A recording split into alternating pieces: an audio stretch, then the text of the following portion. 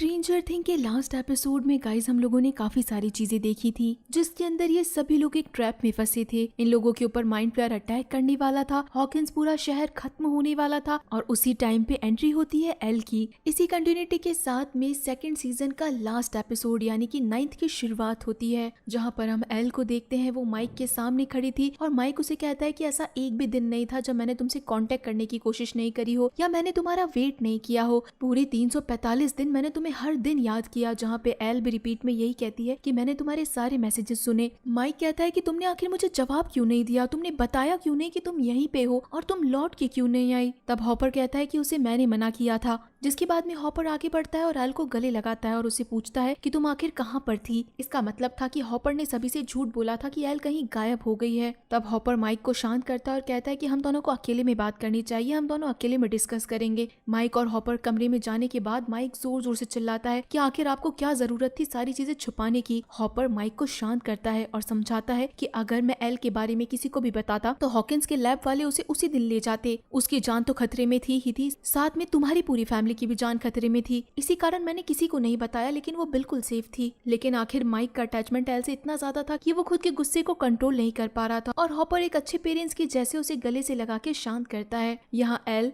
Lucas और Dustin से मिलती है। मैक्स ने एल को पहली बार देखा था और एक्साइटेड होकर उससे मिलने के लिए जाती है, लेकिन एल के दिमाग में मैक्स को लेकर एक यही बात थी कि वो माइक की दोस्त है। इसी कारण वो मैक्स को इग्नोर करती है, आगे जाती है और जॉयस से गले मिलती है। जॉयस एल को लेके विल के पास जाती है और कहती है कि देखो इसकी क्या हालत हो गई है। एल कहती है कि मैंने इसे अपने विजन में देखा था कि आखिर इसके साथ में क्या हो रहा है। जॉयस कहती है कि क्या ये सारी चीजें ठीक हो सकती है, आखिर इसके अंदर क्या है और ये कब तक ठीक हो पाएगा। देखो इसने उस टाइम पे क्या मैसेज लिखा था। जॉयस वही क्लोज गेट का मैसेज एल को दिखाती है और उसके बाद में जॉयस एल को कहती है कि तुमने ही वो गेट खोला था ना, क्या तुम अब उसे बंद कर सकती हो। लेकिन वो गेट अब कोई एक छोटी सी दरार नहीं थी, बल्कि कई 100 मीटर का बड़ा सा खड्डा बन चुका था जिसके अंदर काफी सारे डेमोडॉग्स थे। यहाँ पे सीन शिफ्ट होता है माइक और नैन्सी की मॉम पे, जो कि इस टाइम अपना हॉट बाथ ले रही थी, लेकिन इनके घर के दरवाजे पे कोई बार बार नॉक करता है। नैन्सी की मॉम यहाँ पे गुस्से में आती है और खुद के हस्बैंड को जोर जोर से कहती है कि तुम क्या दरवाजा खोल नहीं सकते। दरवाजे पे और कोई नहीं बल्कि बिली था,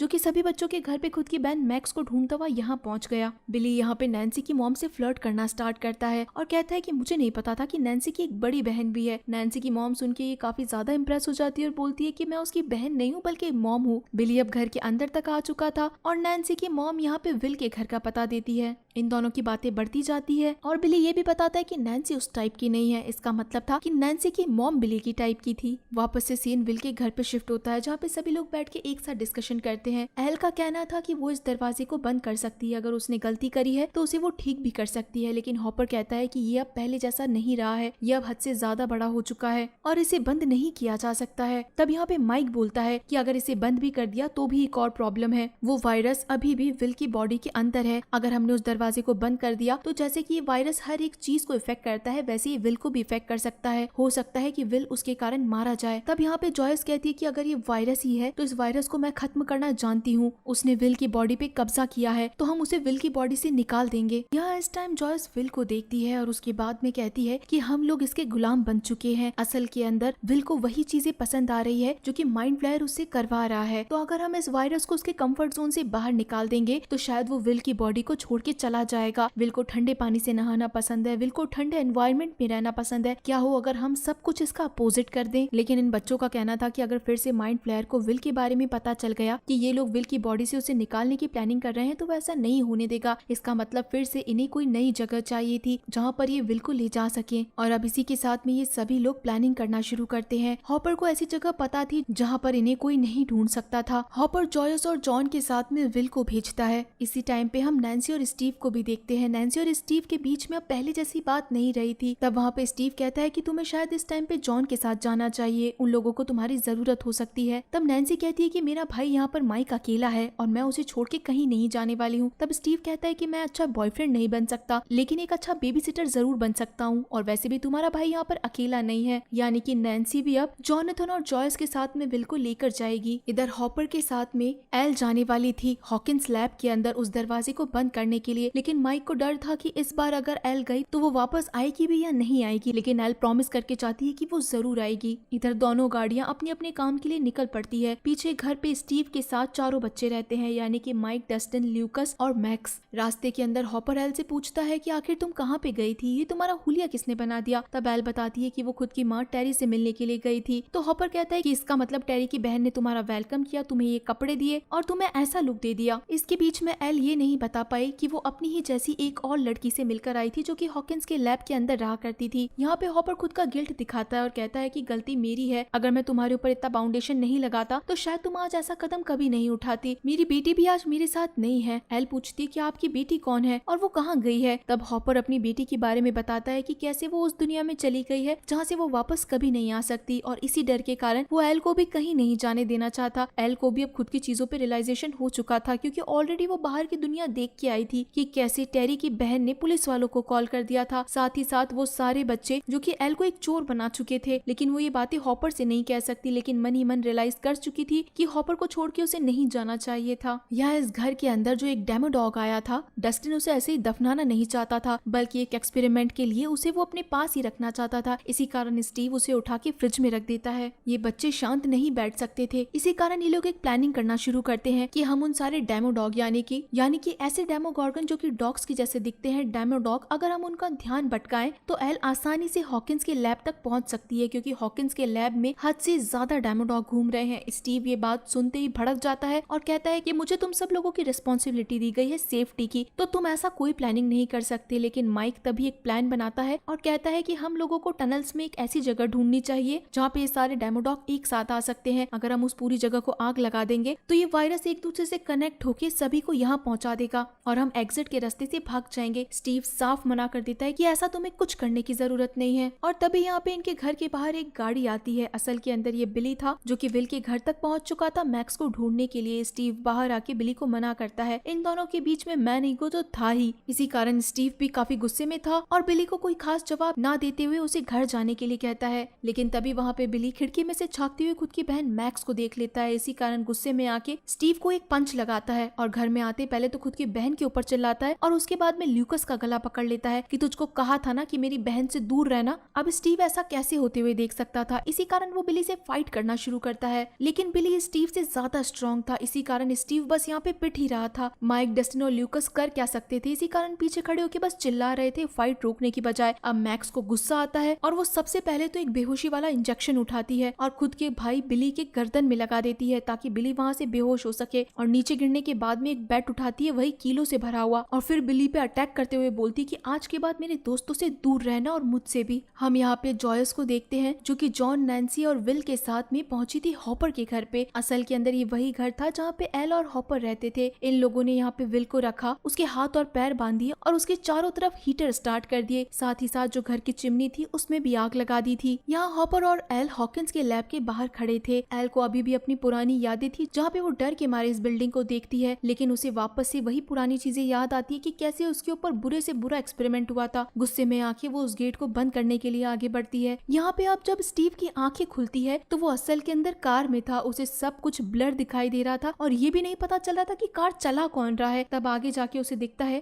कि कार मैक्स चला रही है, ल्यूकस डायरेक्शन बता रहा है, माइक और डस्टिन उसके पास बैठे हैं। इधर काफी गर्मी लगने के बाद में अब विल अपने बेहोशी से भी उठ चुका था और जोर जोर से चिल्लाने लगता है कि आखिर ये मेरे साथ कर क्या रहे हो, खोलो मुझे, खोलो मुझे। सेम टाइम पे ये बच्चे भी अपनी गाड़ी कैसे तैसे घुमा के वहीं पे पहुंच जाते हैं जहाँ पे उस होल के थ्रू एक बार हॉपर नीचे पहुंचा था, एक बार जॉयस और बॉब नीचे पहुंचे थे और इसी होल के थ्रू अब ये लोग भी नीचे पहुंचने वाले थे। स्टीव इनको साफ मना करता है, लेकिन तब डस्टिन कहता है कि तुमने ही नैन्सी को कहा था कि तुम हमारा ध्यान रखोगे। अब हम अगर नीचे अकेले गए और हमें कुछ हो गया तो इसका इल्जाम भी तुम पे लगेगा, तो इससे अच्छा होगा कि तुम हमारे साथ चलो। स्टीव बेचारा कुछ नहीं कर पाता। ये सभी लोग अपने मुंह पे मास्क लगाते हैं, काफी सारा कैरोसिन अपने साथ में लेके आगे की तरफ बढ़ते हैं। हॉपर भी यहाँ पे अपनी गन लेके और काफी सारे बुलेट्स लेके लैब के अंदर पहुंच चुका था, क्योंकि उसे पता था कि हर जगह यहाँ पे डेमो डॉग घूम रहे हैं। आगे बढ़ने पे उसे डॉक्टर ओन्स मिलते हैं और उनकी भी हालत कुछ ठीक नहीं थी। तब यहाँ पे हॉपर कहता है कि हम वापस से चीजों को ठीक करने के लिए आए हैं। डॉक्टर ओन्स पहली बार यहाँ एल को देखते हैं, जिन्हें लगता था कि एल शायद इस दुनिया में नहीं है। तब हॉपर बताता है कि अब यही हमारी जान बचाएगी और मेहरबानी तब होगी जब आप इस बच्ची को दूर रखेंगे इन सारे एक्सपेरिमेंट से। पिछले 1 साल से ये बच्ची मेरे पास में थी और आज ये हम सबकी जान बचाने वाली है।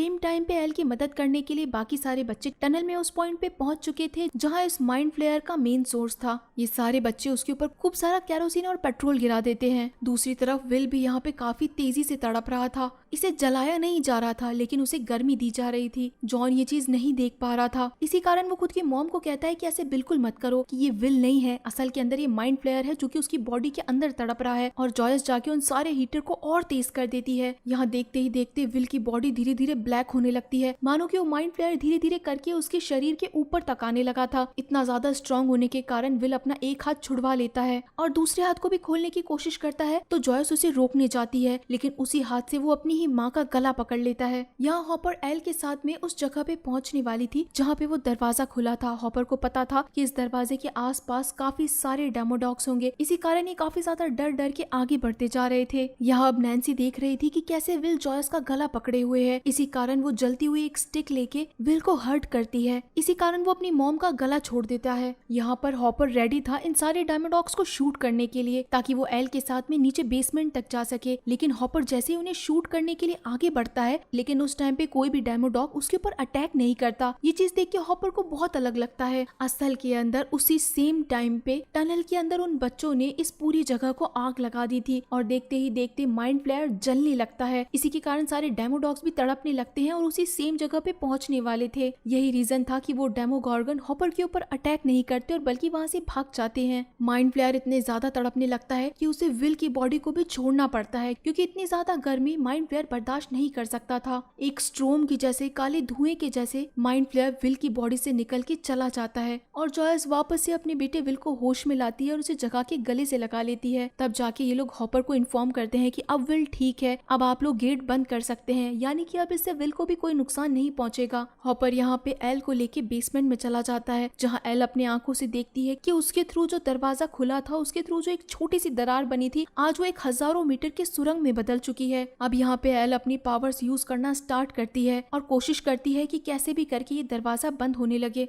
यहाँ पे जो बच्चों ने अब आग लगाई थी, अब इन्हें यहाँ से भागना भी था, लेकिन तभी यहाँ पे माइक का पैर फंस जाता है। वापस से सारे लोग आते हैं और स्टीव अपने ही बैट से उस रूट के ऊपर अटैक करता है और माइक को वापस ये लोग खड़ा करते हैं। लेकिन तभी आगे जाने के बाद इन लोगों के सामने एक डेमोडॉग आ जाता है। डस्टिन को लगता है कि ये उसका डार्ट है और उसे प्यार से बात करने लगता है। ये डेमोडॉग भी इनके ऊपर अटैक नहीं करता है, हो सकता है कि ये डस्टिन का डार्ट ही हो। डस्टिन उससे प्यार से बात करता है और कहता है कि देखो यार, मैं तुम्हारा दोस्त हूँ डस्टिन। या फिर इसके पीछे ये थ्योरी भी हो सकती है कि अगर एक डेमोगॉर्गन डस्टिन को जानता है तो बाकी सारे भी जानते होंगे, क्योंकि ये सब एक दूसरे से जुड़े हुए हैं। डस्टिन उस डेमोडॉग के सामने कैंडीज भी रखता है और वो डेमोडॉग उसे खा भी लेता है, जिसके बाद में पीछे से डस्टिन अपने सारे दोस्तों को लेके निकल जाता है। यहाँ पे एल अपनी पावर्स को यूज कर रही थी, लेकिन उसकी पावर इतनी भी स्ट्रांग नहीं थी कि वो इस पूरे दरवाजे को बंद कर सके। इधर यहाँ पे टनल के अंदर भी इन बच्चों को डेमोडॉग्स की आवाज आती है कि कहीं ये सारे डेमोडॉग्स इन्हें खाने के लिए तो नहीं आ रहे हैं। इन्हें ऊपर जाने का रास्ता भी मिल जाता है। माइक, ल्यूकस और मैक्स ऊपर की तरफ पहुंच चुके थे, लेकिन स्टीव और डस्टिन अभी तक यहीं थे और इनकी तरफ काफी तेजी से डेमोडॉग्स भाग कर आते हैं, लेकिन कोई भी इनके ऊपर अटैक नहीं करता है। असल के अंदर ये एल थी जिसे वापस से याद आता है कैली की बात कि तुम्हें ये नहीं देखना है कि तुम्हारे सामने कितना बड़ा ऑब्जेक्ट है, बल्कि तुम्हें अपने गुस्से के ऊपर फोकस करना है कि तुम्हें किन किन लोगों ने कितना ज्यादा दुख दिया है। और अब एल वापस से अपने गुस्से के ऊपर फोकस करती है और एक हाथ की बजाय दोनों हाथ से पावर लगाना शुरू करती है। अब माइंड फ्लेयर आखिर ये काम कैसे आसानी से होने दे सकता था। इसी कारण कुछ कुछ डेमोडॉग इन्हीं के लिफ्ट के ऊपर आके गिरते हैं, लेकिन हॉपर उन्हें शूट करता जाता है। यहाँ पे एल को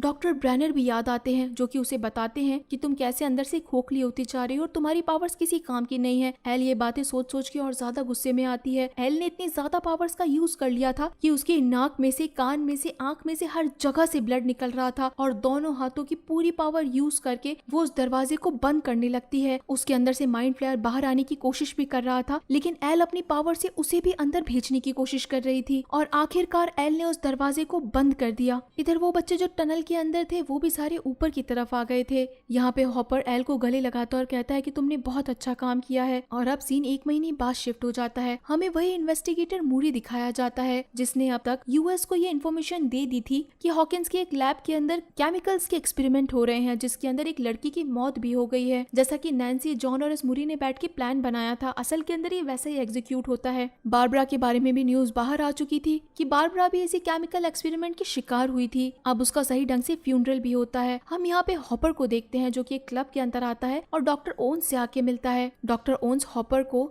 एक लेटर देते हैं। असल के अंदर एक बर्थ सर्टिफिकेट होता है, यानी कि अब एल हॉपर की एक लीगल बेटी बन चुकी है और उसका नाम जैन हॉपर रखा गया है। लेकिन डॉक्टर ओन्स ये भी कहते हैं कि जब तक मामला शांत नहीं होता है तब तक एल को अभी भी अंडरग्राउंड ही रहना पड़ेगा, तकरीबन 1 साल के लिए। लेकिन हॉपर एक रात की इजाजत मांगता है। असल के अंदर ये रात इनके बॉल रूम की रात थी। सीन यहाँ पे हॉकिंस के स्कूल में शिफ्ट होता है, जहाँ पे तैयारियां बॉल रूम के डांस की चल रही थी। सारे बच्चे अपने घर पे तैयार हो रहे थे और उनके पेरेंट्स उनकी पिक्चर्स ले रहे थे। डस्टिन ने भी स्टीव की बात मानकर अपने हेयर्स पे हेयर स्प्रे लगाया था। हमें इस सीजन में ये भी दिखाया गया है कि स्टीव और डस्टिन की अच्छी खासी दोस्ती हुई है। स्टीव यहाँ पे डस्टिन को लेने आता है और उसके बाद स्कूल पे छोड़ देता है और अंदर देखने पे उसे पता चलता है कि नैन्सी और जॉन दोनों ही यहाँ पर है। नैन्सी यहाँ पे वॉलंटरी कर रही है और जॉन यहाँ पे बच्चों की पिक्चर्स क्लिक कर रहा है। इसी कारण वो बिना किसी से मिले चला जाता है। डस्टिन के सारे दोस्त पहले तो उस पे हंसते हैं कि आखिर ये क्या हेयर स्टाइल बनाई है, लेकिन डस्टिन खुद में बहुत कॉन्फिडेंस था कि उसे ये चीज पसंद है तो फिर क्या मतलब किसी से। अब आखिर ल्यूकस भी काफी हिम्मत करके मैक्स से पूछता है, लेकिन पूछ नहीं पाता। तब मैक्स खुद ही ल्यूकस को अपने साथ डांस के लिए ले जाती है। फिर एक लड़की आती है जो कि विल को पूछती है ज़ॉम्बी बॉय के नाम से कि क्या तुम मेरे साथ डांस करने चलोगे। अब पीछे बचते हैं माइक और डस्टिन। डस्टिन काफी मेहनत करता है, इधर उधर जाके काफी सारी लड़कियों से भी पूछता है कि क्या तुम मेरे साथ डांस के लिए चलोगे, लेकिन कोई भी उसे हाँ नहीं करता। तब नैन्सी उसे देखती है और वो उसे अपने साथ डांस के लिए लेके जाती है। अब सारी लड़कियां डस्टिन से जेलस होने लगती है कि कैसी इतनी बड़ी लड़की डस्टिन के साथ में डांस कर रही है। हम यहाँ पे स्कूल के बाहर खड़ी जॉयस को देखते हैं। हॉपर भी यहीं पे था और जॉयस एक्सक्यूज देती है कि मैं बस विल को थोड़ा टाइम देना चाहती हूँ, इसी कारण मैं काफी दूर खड़ी हूँ। असल के अंदर जॉयस हर टाइम डरती है उस इंसिडेंट होने के बाद में। यहाँ पे हॉपर भी एल के कारण ही खड़ा था और हॉपर जॉयस को गले लगा के कहता है कि सारी चीजें जल्द ही ठीक हो जाएंगी और ऐसा कुछ भी नहीं होगा। यहाँ पे माइक अब खुद की डेट का वेट कर रहा था और तब वहाँ पे एल आती है अच्छे से तैयार होके और वो दोनों भी डांस करना स्टार्ट करते हैं। यहाँ पे हमें 2 लव स्टोरीज तो दिखाई दे ही रही है, क्योंकि माइक और एल किस करते हैं, साथ ही साथ ल्यूकस और मैक्स भी किस करते हैं। लेकिन ये सीजन भी काफी बड़े सस्पेंस के साथ खत्म होता है, क्योंकि हॉकिंस की ये स्कूल धीरे धीरे करके वॉइड के अंदर जाती है और असल के अंदर अपसाइड डाउन वर्ल्ड के अंदर अभी भी माइंड फ्लायर जिंदा है और उसका निशाना हॉकिंस की यही स्कूल है, यानी कि वो हॉकिंस की स्कूल के ऊपर ही है और वो उसे अभी भी खत्म करना चाहता है। और इसी सस्पेंस के साथ ये सेकंड सीजन भी स्ट्रेंजर थिंग का खत्म होता है। तो गाइज, आप सभी लोगों को ये सीजन कैसा लगा मुझे जरूर बताइएगा। तो चलिए फिर मिलते हैं आप सभी लोगों से थर्ड सीजन में। तब तक के लिए टाटा।